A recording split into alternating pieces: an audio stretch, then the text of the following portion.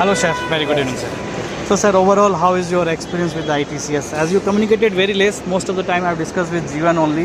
Entire talks we have done. Recently, like yesterday only, I met with you also. Kannada Yes, sir, no problem. Actually ನಾವು ಕರ್ನಾಟಕದಲ್ಲಿ ಇಲ್ಲೇ ಸೇರಿಸ್ಬೇಕು ಅಂದ್ಕೊಂಡು ಲಾಸ್ಟ್ವರೆಗೂ try ಮಾಡ್ತಾಯಿದ್ದು.